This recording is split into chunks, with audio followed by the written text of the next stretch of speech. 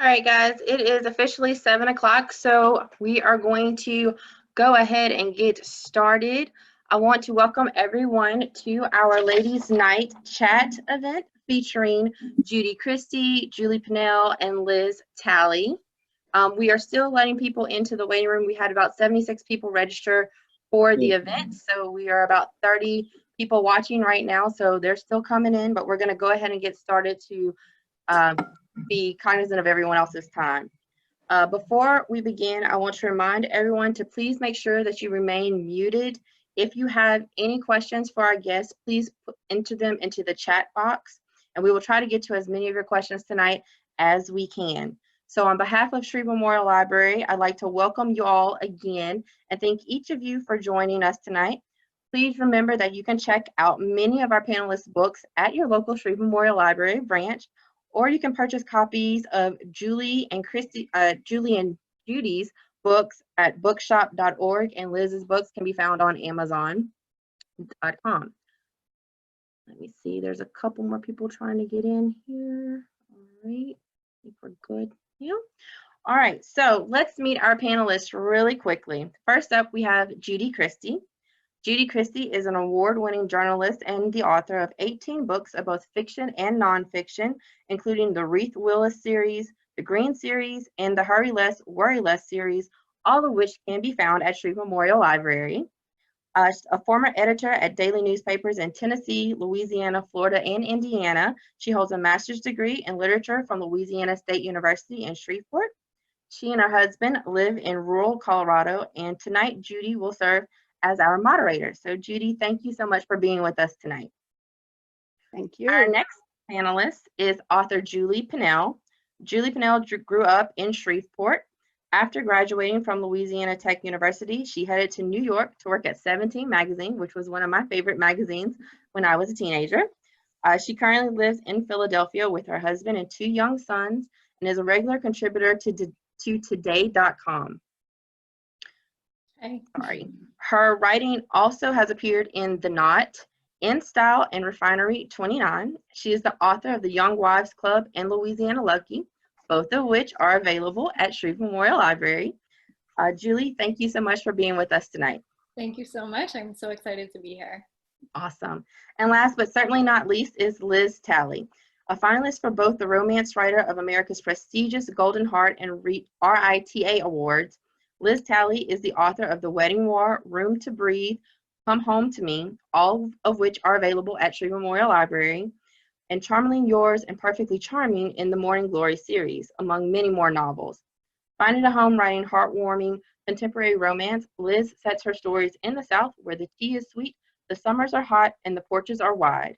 She lives in North Louisiana with her childhood sweetheart, 2 handsome children, 3 dogs, and a naughty kitty. Liz, thank you so much for being with us today.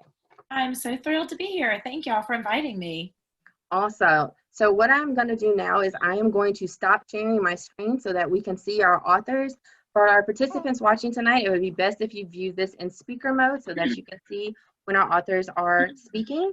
And with that, I am truly excited to have all 3 of you ladies with us tonight, and I will turn this over to you, Judy. It's all yours. Oh, Samantha, thank you so much. And thank you to Shreve Memorial Library.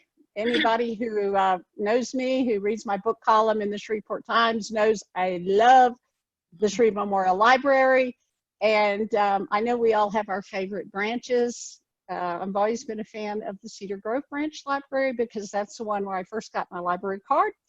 And I'm just thank you so much to Shreve Memorial Library. A lot of work has to go into this, and it is really the next best thing to sitting around talking about books with friends. I see so many friends on here. It's so fun to see you, and then to get to be with 2 of my favorite writers and 2 really old friends.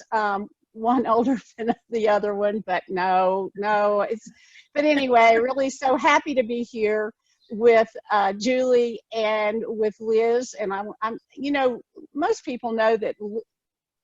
Are y'all hearing me, by the way? Mm-hmm. Are you getting me? Good.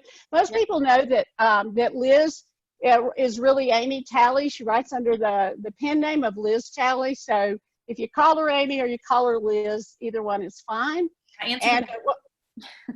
She'll answer to both. And we've known each other a long time in different ways, the three of us. And it's really fun to be here tonight and talk about books. And just to see such a great group of readers and writers together is so fun. So I want to start off, Julie, I think we're really celebrating tonight. And thank you, by the way, to Simon & Schuster, Julie's publishing, the parent company, and for helping us set this up. So Julie, we're celebrating your book, your new book, which I have read both of Julie's novels. I've also think I've read there it is. I think I've read every one of Liz's novels. So it's really super fun to interview them about these. So Julie's book came out it just came out day before yesterday. Right. So we are in the launch week for her. And man, this pandemic has given us this whole new world of Zoom. But you know, one of the great things about that, Julie, is that people from all over can be here to celebrate. I'm seeing, you know, a librarian friend from Houston. I'm seeing one of the people, one of the wonderful adoptees who was in my book before and after about the Tennessee Children's Home Society, and she's from Alabama. She's in. So you're getting a chance to tell a whole bunch of people all over about it, even though you can't be there in person. So you want to start us off by telling us about Louisiana Lucky, and just a little bit about whatever you want to say about your new novel, because it's kind of like having a baby. I had two babies this year. I had a human baby and a book baby. So my book baby, Louisiana Lucky, is a fantasy novel, I think. So it follows three sisters who are all down on their luck, and they have a monthly girls' night where they drink cheap wine and eat greasy food and play the lottery, fantasizing about how different their lives would be if they actually won, which I think is something that we all have fantasized about. And one night they do win. They win $204 million split between the three of them. So they use the money to buy the things that they think will make their lives happier. So for Lexi, that's a Hollywood style wedding. For Callie, that's going after her career goals and love. And for Hannah, that is giving her kids everything that she didn't have when she was growing up.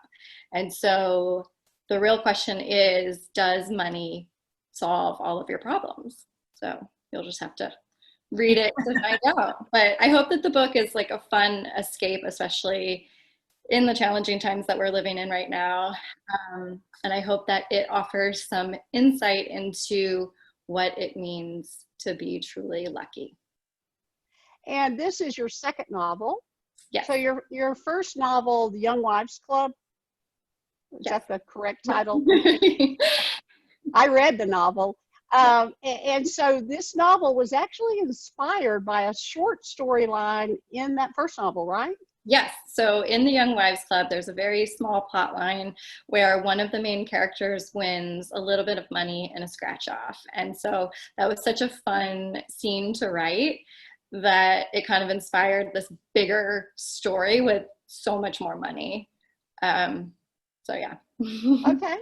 So Liz, your new novel, the one that's out right now, the newest one, The Wedding War, that is a wild novel. And I knew it was going to be wild when when you said to me that it was sort of like Dynasty, and you said everybody won't like this book, but it appears to me that everybody does like it. It seems to be doing really well. So you want to tell us about The Wedding War? Yeah. Okay. Well, this is what it looks like. So it looks it's a great cover. It's a great cover.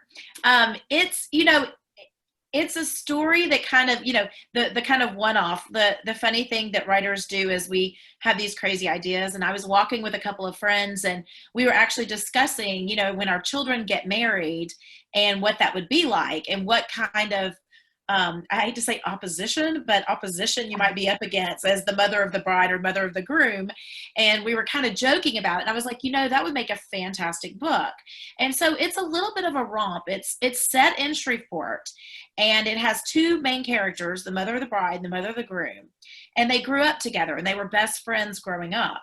And then they had a falling out, a pretty significant falling out, and they hate each other. Absolutely hate each other. And their kids go to college and meet each other and fall in love, and now they're getting married. So it's called The Wedding War because it's kind of like, they hate each other, their children are getting married. And how much fun can that be in a book, especially around the drama and the emotional toil of a wedding. So I had a great time. I mean, really, these characters, to me, I base them on an amalgamation, I guess you would say, of Shreveport women or women that I know.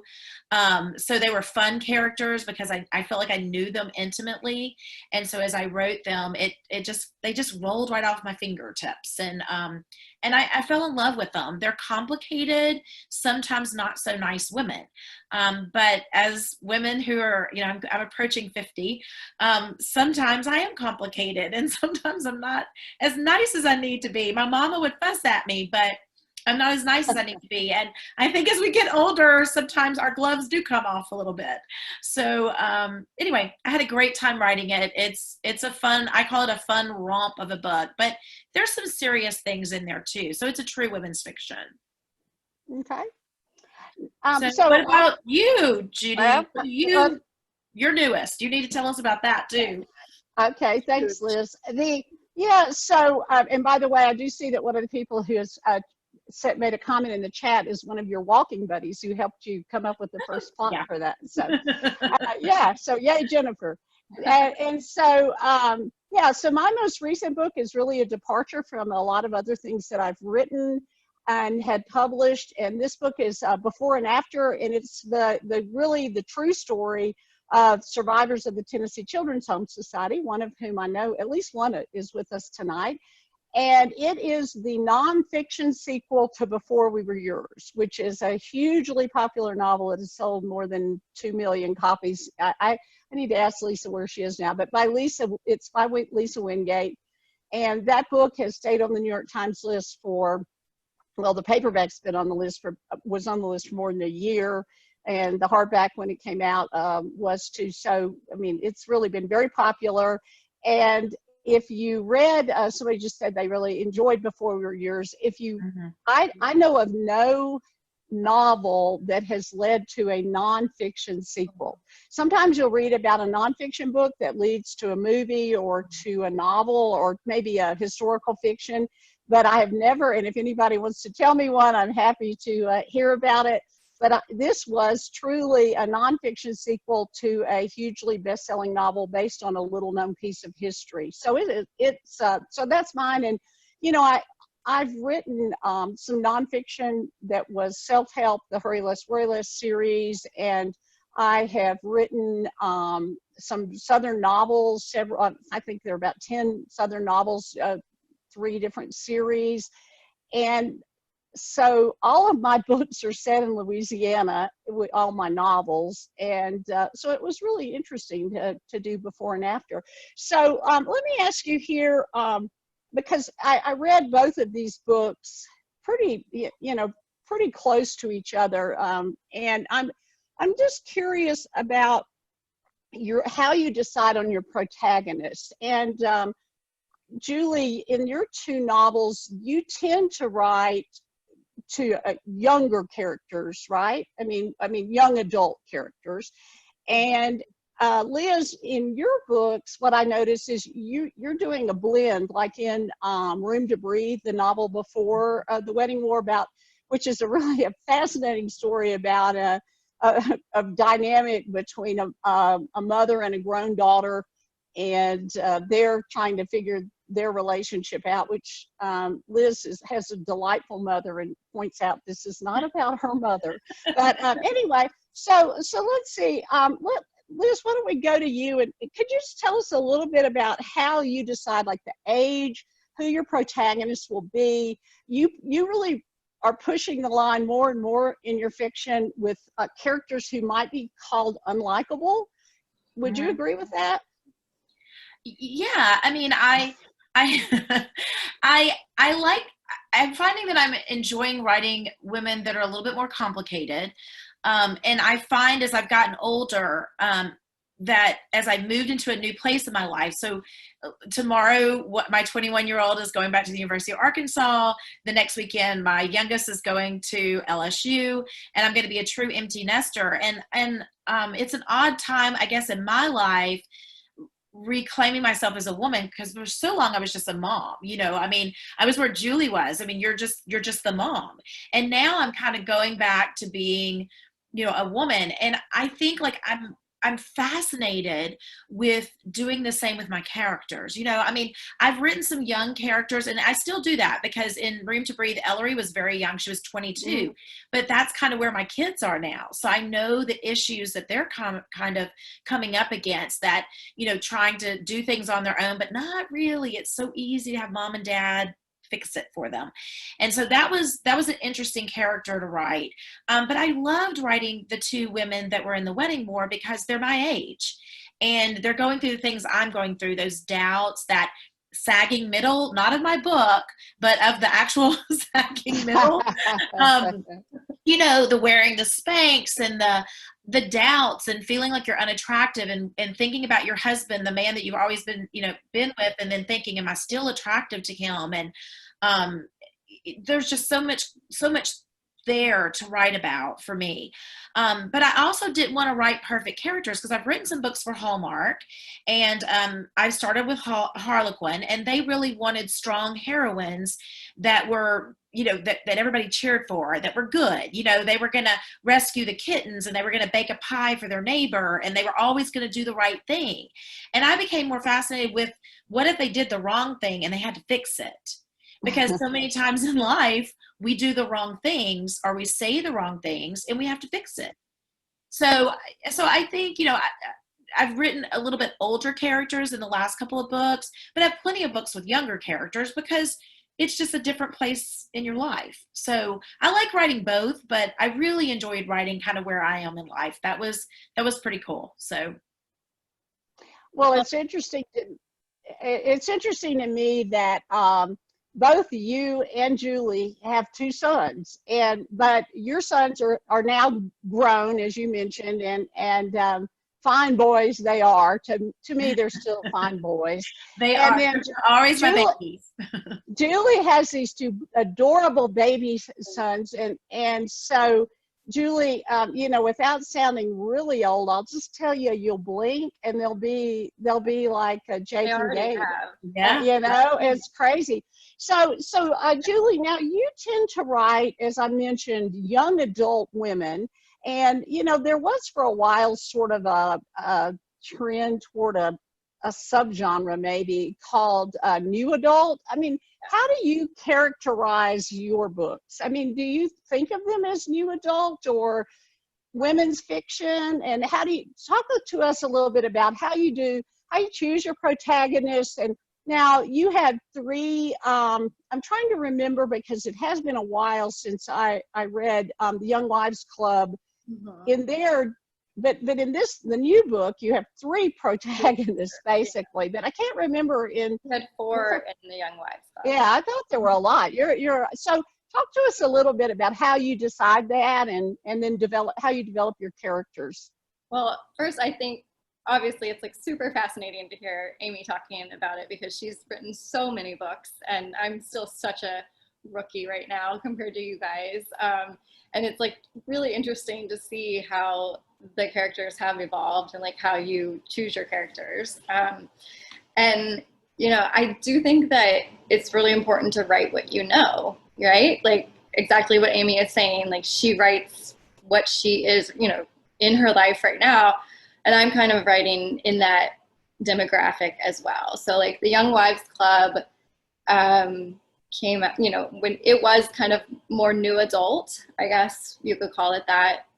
But I like to say more like women's fiction is what it is, because I've had people from, for the first book, I've had readers, email me that are from college. And I've also had people who are grandparents who, read it and loved it. So I think it kind of goes all the way. I think women just like reading about women. Like you've been there once in your life, no matter how old you are. Unless you're younger, obviously. But yeah, so I'm a little different from Amy. Like my women, I think it's more of like a Hallmarky kind of feel. I do like reading about strong women who support each other. And so that's kind of where I've been in these first two books. The first one was very focused on friendship. The title is like the Young Wives Club, and so you think it's going to be about like your marriages, and like there was marriage, conflicts in there, but the whole story, the focus of the story was on these women and their friendship between each other and how they supported each other.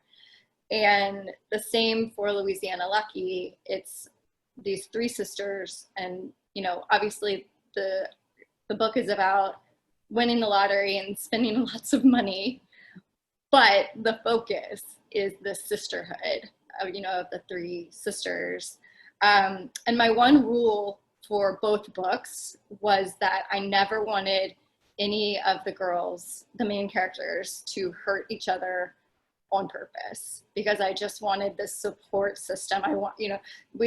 There's so much other chaos going on that I didn't want them to have to like fight each other. So obviously you're going to have your differences in both stories, they have differences, but no one ever like goes on like mission to hurt somebody. No one chokes the other person, because that happens in my book. I know. I was just You thinking. need books like yours as well. She's like lobbing me a softball. There you go. I think it's so interesting to me how, you both are writing these novels that are characterized, I would say, as women's fiction, which I can give you a whole, I can go into a little sermon about why I don't think that's that great a title, because we don't have men's fiction, but we'll save that for another day. But I think it's so interesting, Amy, in your most recent, the two most recent novels, you are going all in on the angst between women, whereas Julie is taking a much kinder, gentler approach. So Julie, when you're writing your novels, do you have a target reader in mind? Because we have so many readers here tonight, and I always wonder, they say a lot, the mythical they say, when you're writing a book, be thinking, who's going to be reading this? Where's it going to be shelved in the Shreve Memorial Library, or where will it be for sale in a bookstore?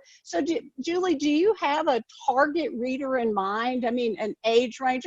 And, I will say this, I think all of us writers love to say, oh, my books are for everybody, and maybe women like them more than men, but they're for every age. I've always done that in every pitch letter I've ever made to an agent or to a publisher. It's like, oh, every age. But do you have a specific kind of target that you're going for? Yeah, me. Okay. I feel like you all, they always say, write the book that you want to read. And I wanted to read this book, and I am, in my 30s, and that's the demographic that I'm targeting, obviously, but like, anybody can read it, I think, I hope. But yeah, sure. I mean, I'm in my, you're in your 30s, and Amy, I think, just said she's pushing. Are you pushing 50, or have you hit? I'm not quite there. I'm about to I'll be 48 in a couple of weeks. So Well,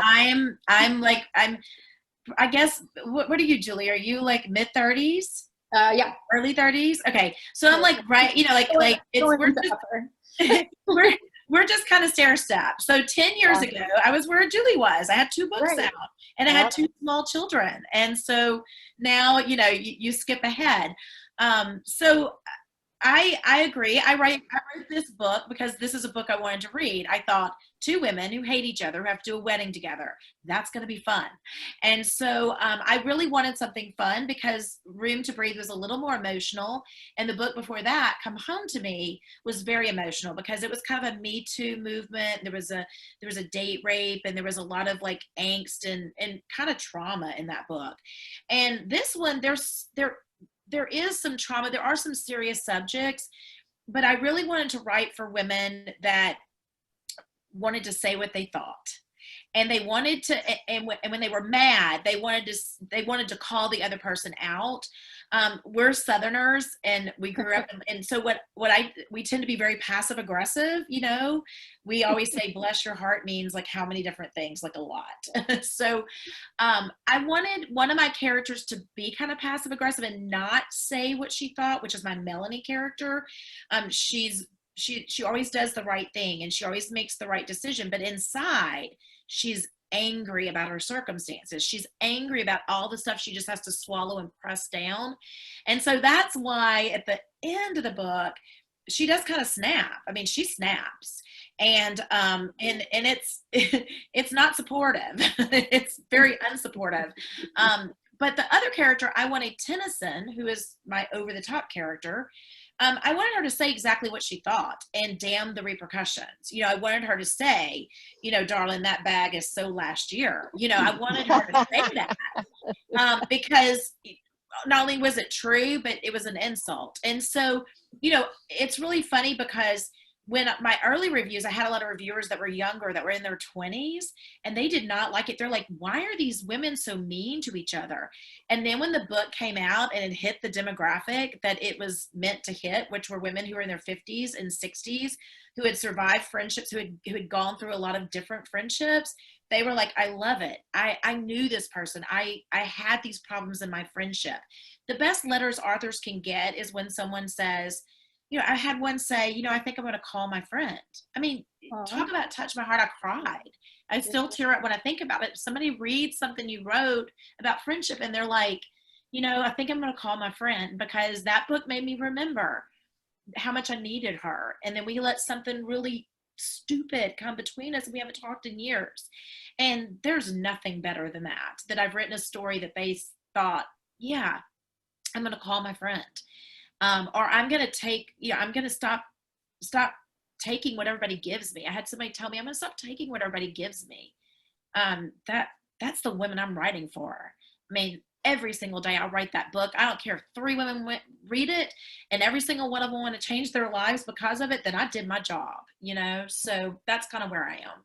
I think that's fascinating. And I love that, like, like I said, like, I just like love the evolution of the characters and like how everybody does right for each other. And Judy, I'm wondering, same with you, like you've written so many novels, like have your characters evolved? Well, you know, it's interesting. Thanks, Julie. The first series of my first novel, first of all, I'll just say it's a word of encouragement to any of you who are with us tonight who might want to write a novel. So that was my 50th birthday gift to myself. I sat down out at Lake Bistineau where I had a camp at the time, and I just said, you know, I've always wanted to do this, and I decided to write it, and that became the Gone to Green series. That was really, you know, everybody goes, well, the protagonist in there is a woman named Lois Barker, who's a big city journalist who moves to a small fictional town in Louisiana, and people say, are you know, Lois Barker? And I'm really not, but of course there's a little bit of everything from growing up in North Louisiana, being a journalist, being the editor of a small paper, the editor of a big paper. There's a lot of that in there. I would say this, and then I wrote a couple, you know, I wrote a YA trilogy, the Reese Willis trilogy is really one of my favorite things I've written, which was a totally different thing. I found it very difficult to get into the mind of a teenager, and I had to really think, well, would a teenager say this or do this? And you all know that feeling, you readers, how when you're reading along and something takes you out of the story, that's like a novelist's nightmare. You do not want anything. So you know, you don't want to have a teenager in 20 whatever saying, you know, oh, that's groovy. Well, that would never happen. So, you know, for me though, and I would say this, everything that I write, I want to be, and this probably sound a little corny, but I want it to be life affirming.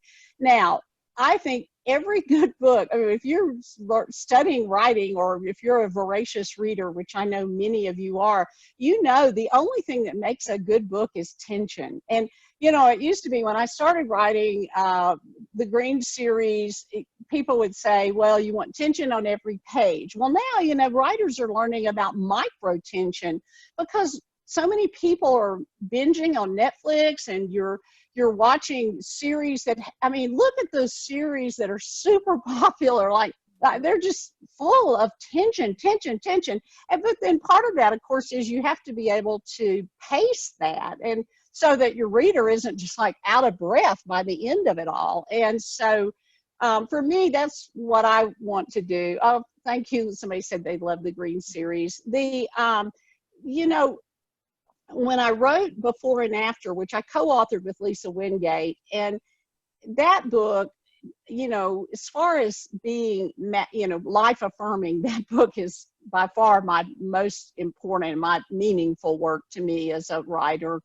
And so, yeah, I think, you know, it's interesting as I hear y'all talking, and, you know, I'm in my 60s and talking about, you know, Amy in her 40s and Julie in her 30s, that really what I love about stories is that they transport us. They make us more empathetic. And Lord knows right now in our country, we need empathy for each other. And so I think that reading different kinds of books, I'm just reading a ton this summer, most of which I'm checking out of the library as ebooks, because I've social distanced and I don't want to, you know, be exposed to any more people than I need to. Although I will say some people are Facebooking, you know, me and saying, oh my gosh, I'm so happy I'm back in my library and look what I got. And so, but anyway, so you know, we all have this tie to Shreveport and to Louisiana. And I do want to talk about how that has influenced our work. And let's see, Liz, why don't you just tell us about, like, really, it's so much fun. Well, first of all, I have to say, when I read Liz's novels, I always think I am the most unhip person in the world. She's talking about all these expensive fashion accessories. I'm like, huh? You know, I mean, I put on a dress shirt for tonight, you know, I mean, it's like, I have on my yoga pants, but you know, I love reading, and certainly the same is true in Louisiana Lucky, just about places that I sort of recognize, and people, I think I know people just like that. So Liz, why don't you leave this off on, as far as the influence. Now, you were a school teacher before you were a writer, and so you might even want to mention that, and God bless all the school teachers right now with this back to school issue. I'm married to a retired teacher, and I have to tell you, and we owe them a big thanks. So anyway, go ahead, Liz. Tell us about Shreveport and Louisiana. Well, you know, I've written 30 books now, which is crazy sometimes when I think about that, because that's a lot of writing. But I started, my first series was in East Texas, and it was my very first book was about a librarian who worked in East Texas and ended up going out to Vegas and doing like this glamorous makeover and falling in love. And then he follows her back to East Texas. So I was kind of envisioning Longview, you know. So I like to write what I know. I've also lived in New Orleans. So I lived in New Orleans for almost 7 years. So I have several books set around New Orleans. I'm actually about to re-release a series set in New Orleans. I've written a book in South Carolina because I lived there for a year in the Low Country. I lived in Beaufort. That's where my oldest son Jake was born, and I went back and visited. So I've written some in South Carolina, and then I've done some in Mississippi, because Mississippi and Louisiana we're sisters, you know. Our states are so similar, so I felt very comfortable writing in Mississippi. But when I write Louisiana, these last 2 books are my first books that I've set in North Louisiana. I've never set a book in North Louisiana, and I'm not exactly sure why, but I really, really loved hinting at the places. So I might talk about Superior Steakhouse, but I change it to Sutton Steakhouse. Or I might talk, but sometimes I'll sneak in, like, you know, maybe they're having the chicken salad from Cush's, or you know, the things that are very Shreveport. I never mention anything in a negative way. I never mention Shreveport in a negative way, because there's a lot of wonderful things about the city we live in. And so if I use something, in a positive light, if there's like a low rent motel, I'm not going to put a name, you know, I'm going to make up a name. So it was fun. You know, it was great setting it in Shreveport. It was great because I know Louisiana, I know the language. You know, I have lots of y'alls and lots of things that we would say. And yeah, I do use some things. So, you know, what I want to know, Judy, is, are you wearing your Lululemon yoga pants? So stuff I'll put in there. Yeah, that's what I'm wearing, Liz. Yeah. But if someone's carrying a Louis Vuitton bag and wearing Lululemon leggings and driving a certain car like a Lexus, you've got an image. You've got the image in your head because you've seen those women. And if somebody's wearing Birkenstocks and they're driving a little Volkswagen, then so to me, when I use anything like that, it's only to enhance the characterization and layer the characterization, because that lets you know exactly who they are. So I really, I enjoyed doing that. I enjoyed writing different characters, that I kind of have come in contact with in Shreveport. It was just fun. So I love setting it in Louisiana. I'll continue to set things in Louisiana. But here's the thing, and Judy, you fussed at me, and I just didn't even, I didn't even realize I'd done it. But my next book that's coming out in February is set in California. And so all of my Southern branding, I always write Southern books, and I had every intention of having the two women in that book come to the South. It's called Adulting, and it's about a life coach and a Hollywood movie star, and she's doing adulting boot camp. So my whole intention was to bring them on a road trip, like to Louisiana or Texas or something like that. And then it didn't match up my timeline. So I took them north in Northern California. And after I wrote the entire book, I was telling Judy, and she goes, well, isn't your branding to write Southern? And I was like, oh my gosh. It was like, I just jumped the shark. I'm like Fonzie on water skis. I just went there. Liz, that was not fussing at you. As my beloved stepdaughter said, that was an observation, not a criticism. That's right. But then afterwards, I was like, what did I do? I just totally messed up. Well, and after we hear from Julie, and we will run out of time, because I want to get to questions, sorry. Yeah, I'm probably taking No, it's okay. But be sure, everybody, just in this wonderful chat that's going, and if you wonder why I'm looking down, it's because I'm looking at your comments. Feel free to put your questions in there in the chat, and you can do them to everybody, or you can do them to me. It doesn't matter. And then,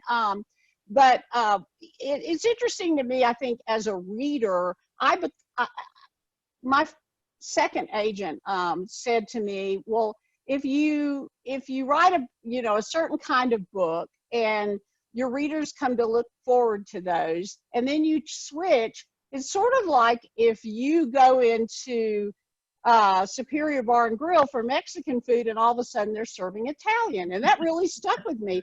But it's hard, and I mean, the novel I'm working on right now is set in Colorado, which is totally different. I think, like authors I've followed their entire career, Kristen Higgins comes to mind, because I just read her new book, Always the Last to Know.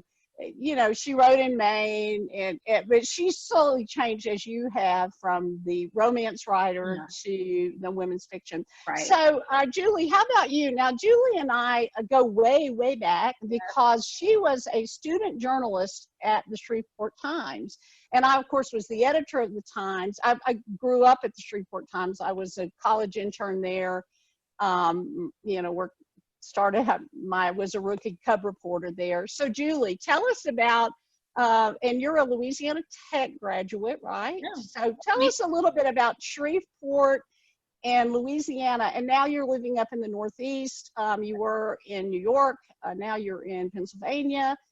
And so kind of, do you channel your Louisiana self? Yes, so the reason why the last two books have been based in Louisiana, going back to exactly what I've been saying, you're right, but and I've lived in Louisiana the longest of my life. I lived there, born and raised, lived there through college. So I felt like I just really knew the state. And there's so, the other place that I had lived was New York, and there's like a million books about New York, So, but I feel like there's not a lot that take place in Louisiana, and I wanted to share that with readers. It's just like such an amazing place with the culture and the people and the food, and I just love to share that. And also for me, selfishly, to be transported back to that place that I love so much.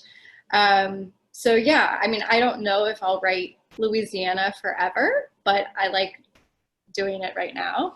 And specifically for Shreveport and what you said about the Shreveport Times, I guarantee you that I would not be sitting here right now talking about my novel if I had never had that opportunity working with the Shreveport Times. Like, I was just like a nerdy, shy little girl, and like my mom was putting an ad in the paper for a garage sale that we were having, and something came over me, and we were in the lobby, and I just said, do you guys have any opportunities for teen writers? And they were like, sure, come back and intern with us. So I interned, and I pitched a weekly column for them, for you guys. You were one of my editors, and yeah, and it was life-changing. And I feel like that's where I got the confidence, and that's where I got my skills for writing.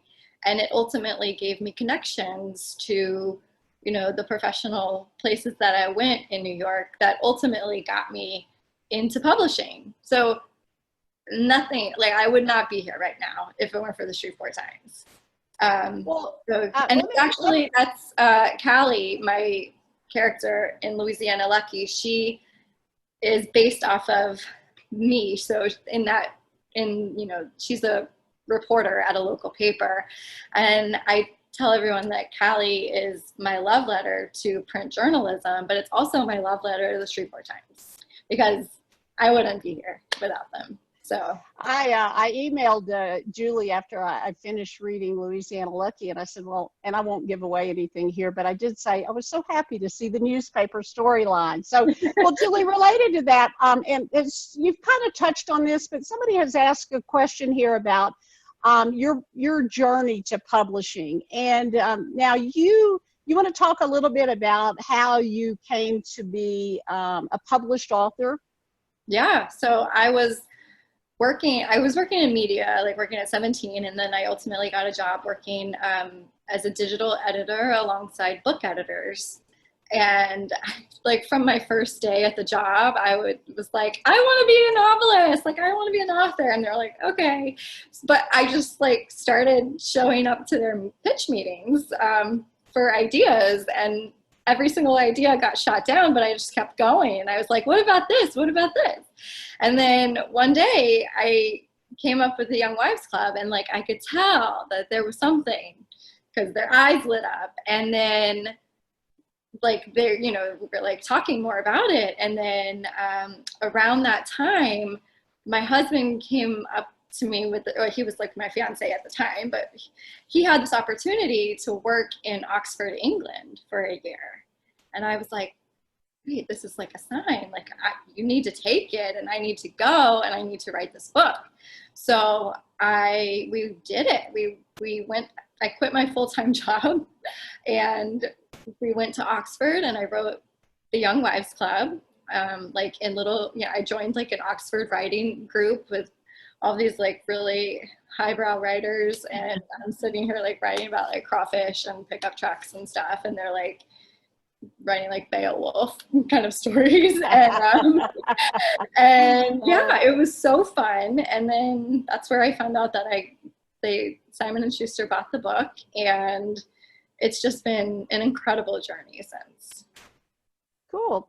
And so it's funny, I see another friend, Pam, is on, and who said, I was an intern for Judy too at the Shreveport Times. So, and I was an intern way before, back when I was at Baylor. So that was in I think I started at the Times in 75. So, so Amy, let's talk for just a minute. Somebody has asked a question about, is it ever too late to start writing? You want to have a go at that one? I don't think so. I started writing, first of all, I was not one of those people who knew I always wanted to be a writer. I loved books. I taught English. I loved to write. You know, I wrote for fun. I thought writing, like anytime I was one of those kids, like probably a lot of you are, when your teacher's like, okay, take out a piece of paper, we're going to write it. And I was like, yeah. And my friends were like, ugh. And so I loved writing stories. I loved making up stuff. So I started in my 30s writing, but lots of people have started much later in life. And I think that's fine. I think you can start at any time and be successful and be happy that you did it. It's, you know, I never think writing is an easy gig. You know, it sounds like it sounds awesome to like go to a coffee shop and take your computer and write your notes, and then all of a sudden you end up magically with this book. But it's hard work because you have to learn craft. And, you know, joining that group like Julie joined in England, you know, you get some people who help guide you, that make suggestions, that say, well, maybe you shouldn't start it there. You should start it here. So it is something that it's a job. I have to remind my kids that it's a job. They don't think of it as a job. They're like, oh, my mom just writes these books and she can go do it. She's, you know, but it is a job, and it is work, but it's great work because you're creating story. You're creating escape for people. I love that I do that. I mean, we talk about, you know, needing empathy in this time. We need escapes in this time. And writing is its own escape. I mean, there's nothing better than climbing into your story and losing yourself. And even if you're just writing it for yourself, if you're journaling or you're writing down the story of your family, you know, making a memoir for your children or something, just writing story is a great escape, and it's a great way to get your feelings and your emotions down on paper. And I don't think I mean, you can have one foot in the grave and still be writing in my book. So I think there's always, you know, any time's a good time to start writing. I totally agree with that. And like I said, I wrote my first novel when I was 50. And I think one of the wonderful things about writing is that you can do it anywhere. Somebody has asked a question about, do you use a laptop or computer, or do you write on a tablet? I always think of Barbara, I think her Cortland's her name, is where she's like sitting in bed with a pink peignoir, you know, writing. That's how I do it. Yeah, well, we know that, Amy, but and we won't say how. But Judy, yeah, I put on makeup and a bra this time, so come on. I shaved my legs. So, you know, I think it's interesting that one of the things I would just say, well, first of all, I learned this. The first book club I ever spoke to when Gone to Green came out was actually down in Stonewall at a very lovely woman's house. And we were talking about books, and I said, well, anybody can do it. You know, everybody has a book in them. And this very nice woman said, that's not true. She said, you know, some people's minds don't work like that. And so what I would say is thank goodness for readers who just eat up stories. Yeah. And I think right now, as y'all mentioned, during the pandemic, you know, it's a time when books matter so much, and they're helping us deal with a lot of the bestsellers right now. And I'm sure, you know, Shreve Memorial's seeing this, are books that deal with tough issues, issues of racial injustice, just political issues, but also, you know, I love to read to feel better afterwards. And one of my friends who's on here is an avid reader from Shreve Memorial Library, from your branch over in Broadmoor. And she, you know, she's always reading these really hard books, and my husband's sort of like that. So it's different for everybody, but anybody can write, and you can decide what you want to write. And in before and after, I used my journalism skills, but I also had to use my novel writing skills to you know, how that would play out. And I would say something that Amy referred to, I just want to really reiterate is, you know, if you have any interest at all in your family's stories, please record those stories. You can do it on your smartphone. If you have a smartphone, just do little snippets, because nobody wants to watch 15 minutes of grandma talking about when she got her first car. But please, this is a great time. We are living in a historic time, and I'm a journaler. You know, I've kept a journal since I was 11. I have all of them. You can see some of them back there behind me. So I would encourage you, whatever age you are, to write. And now, so I would say y'all you both type your manuscripts, right? You're not like, you know, using pink ink. Okay, so to answer that question, and then somebody asked it, and let's say, Julie, this would be a good one for you. And I'm very aware at the time, you know, I was a newspaper editor, and my life revolved around on-time press start. So I promise I won't.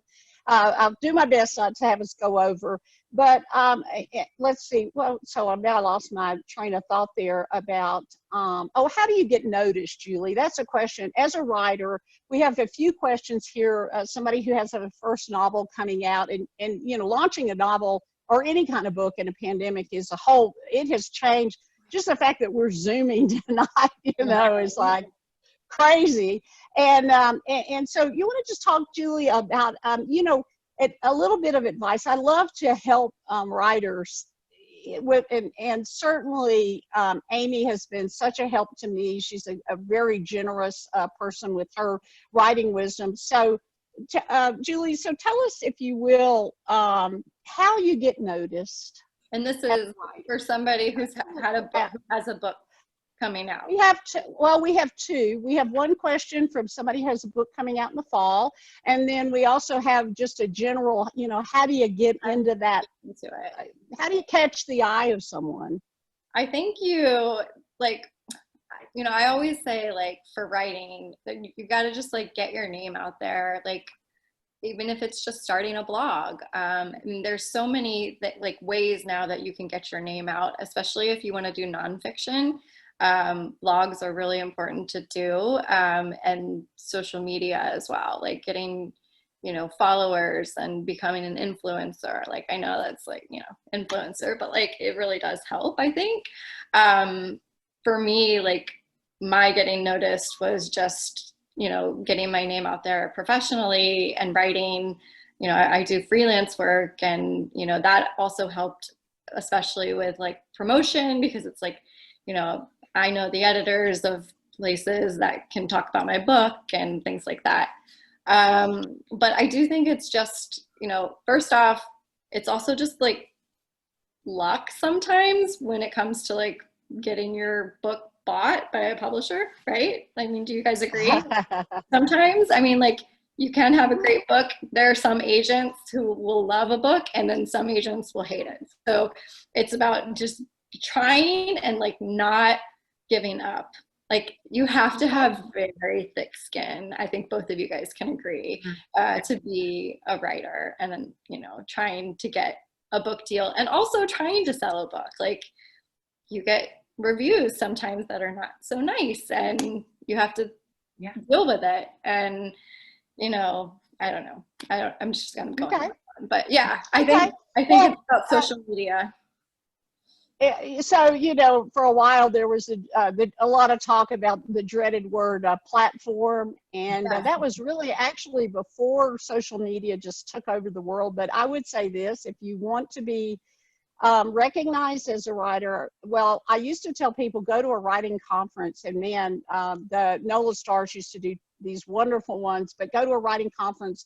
Nowadays, these are online, but you can still connect with agents and editors. And that's really where somebody knows you and they've critiqued your work, even if they don't buy it, and they say, oh, do this. And so we're going to run out of time, but Amy, I want to ask you about your writing routine. We've gotten several questions, and we promised we'd talk a little bit about that. So do you write I know that walking and talking with two friends is part of your process, but when you actually sit down, how do you do that?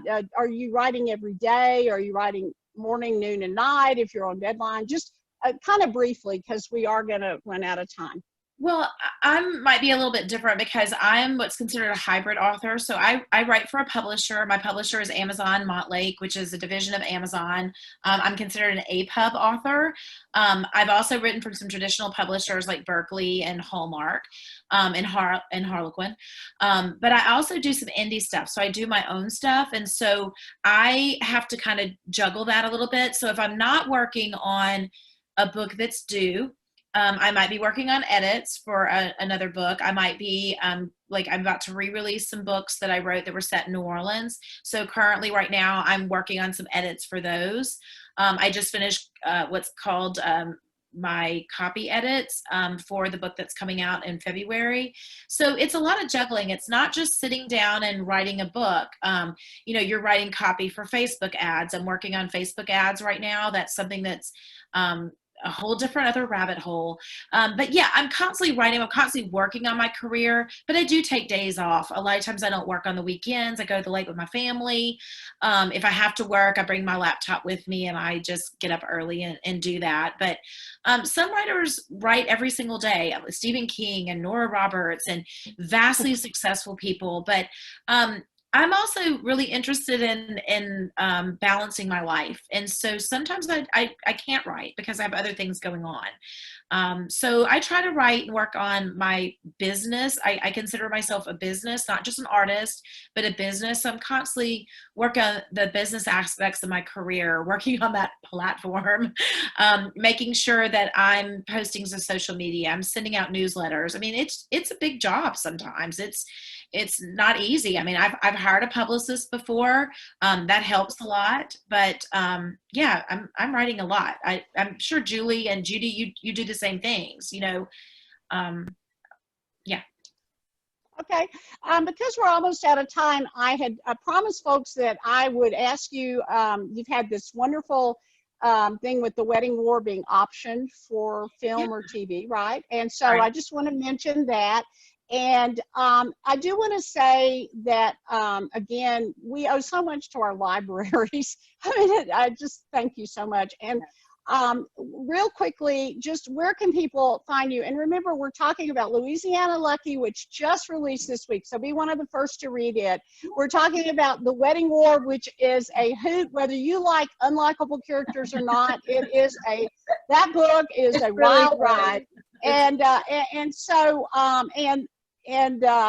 one thing with Liz too, she always has a little bit of romance in her novels, so even if things are going terribly off the rails, there's some romance in there. How can people find you, Julie? I am on Instagram and Twitter at Julie Pens, so JuliepEns. And those of you who are wondering, we have Julie Miller was her maiden name. So if you're thinking, did I go to high school with her? And then Amy, how can people find you? Yeah, I'm on Facebook, mostly on Facebook. I do some Instagram, and I have a website, which is Liz Talley Books. But yeah, it's easier to find me on Facebook. I have a Facebook page as an author. I have one as, my personal one. And then you can also, if you want to look at my books, you can go to Amazon. They're all listed there. I mean, my publisher runs good sales right now. Wedding War is on sale for $1.99 digitally. So, put that plug in there if somebody wants to try it. But yeah, so I'm around. Okay. And so I'm judychristie.com, and I'm on Facebook, Judy Christie Author. I'm trying to be on Instagram more, and I'm on Twitter, but that's usually where I look and get my breaking news. So, it's an acquired taste. Samantha, thank you so much for having us. Y'all, thank you for coming. I wish we could just keep talking and talking. And if you want to reach any of us with a question, let's see. Oh, here's somebody who actually was your elementary school librarian, Julie. So we'll try to look at these chats and figure this out. And I'll hand it back over. And I just want to say again, thank you so much, Simon & Schuster, for letting us use their Zoom room, and really to Samantha and all of our friends at Shreve Memorial Library. We writers could not do without libraries. So thank you so much. Thank you so Thank much. all three of you. Thank you. Well, thank all three of you guys for being here, and for all of our participants today. We had 41 people actually sign on and enjoy this chat with us, and I'm very, very appreciative and thankful to all of you guys for being here. As a reminder, you can find all of their books at your favorite branch of Shreve Memorial Library, and also their Instagram, Facebook, and Twitter handles are all on your screen right now, so you can keep up with these authors. And I just want to thank everyone again for coming, and I hope you guys enjoyed it. I had a blast. Thank you so much. Thank y'all. Bye. Bye, See everybody. y'all. Everybody later. Bye-bye.